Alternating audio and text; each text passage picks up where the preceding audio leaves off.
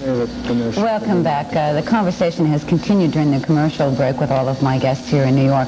And Mr. Stoddard, you had said that you have been able to really see the difference. You see two different doctrines clashing. I'm fascinated by the discussion because it indicates a clash of doctrines, a clash of ideas, a fight for minds and for ideas, and that brings us again back to the central question for me, which is the First Amendment. The notion that this country tolerates freedom of ideas, it encourages diversity of opinion, and even diversity of religion. And that kind of vigor, that kind of debate and even verbal dispute is something that the framers envisioned and wanted. And that, so long as it does not edge into criminal conduct, is not only a bad thing, it's a good thing. All right, let me mention something here. A 16-year-old joins a cult. But you've already weighted it because a 16-year-old is not an adult, and a 16-year-old can make choices, right? But in many instances, and we're not doing this whole program about the Unification Church either. We're doing it about cults. And so, in other words, so you say a 16-year-old joins a cult, and his parents or her parents very much want to be able to be able to get their child back. They feel that someone has kidnapped their child from them. That's an easy case, because under the law, those parents have the right to custody of the child. The much harder cases, and the cases that we hear about more often, are the children who are no longer children, 19, 20, up to 30.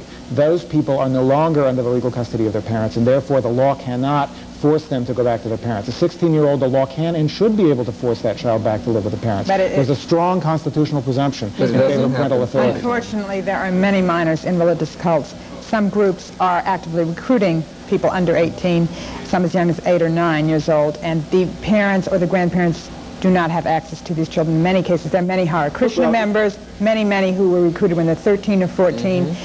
There are now thousands of small children in cults who are in there because their parents are in there or they were born into the group. But it's not quite as easy as you say. I wish it were. You say if the parents are there, those parents also have the presumption of parental authority on their side.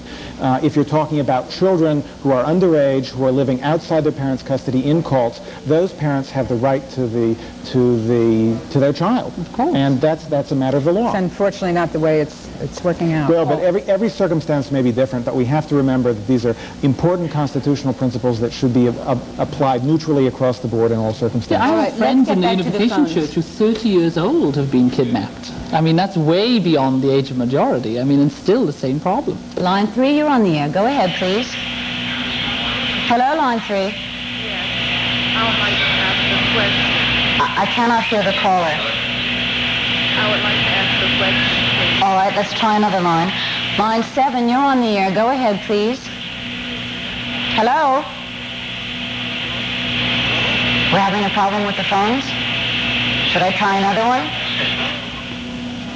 Okay, I guess we're going to try to get our phone system straightened out, and as soon as we do, we'll get back to taking your calls. Go ahead. I make a point. You know, there are many children who died in Jonestown. In fact, over 300 were under the age of 16. Many of them were wards of the state of California. Many of them were being sent money from the state of California to Jim Jones for presumably taking care of them and feeding them and such. Where does the federal government stand in regards to protecting the rights of those kids? I mean, those kids did not want to have cyanide sprayed into their mouth in order to be murdered. What of them? Again, if those are children who are living with their parents in a lawful community. Well, if they're not living with their parents, then they are outside the law. And in fact, I want to remind you... many of them were wards of the state of California. Let me remind you again that these were people who were outside the geographical limits of the United States, and that's one of the reasons I think that it happened. That kind of community probably could not exist in the way that it did in the United States. Those people left because they wanted to be able to run, Jones wanted to be able to run his own kingdom, which of course was a kingdom of horror. But we have to remember that within the United States, there are laws, there are principles, and they should simply be applied neutrally. And this is the problem. Kidnapped those children. He stole those children, and it began in the United States. The state of California knew about it.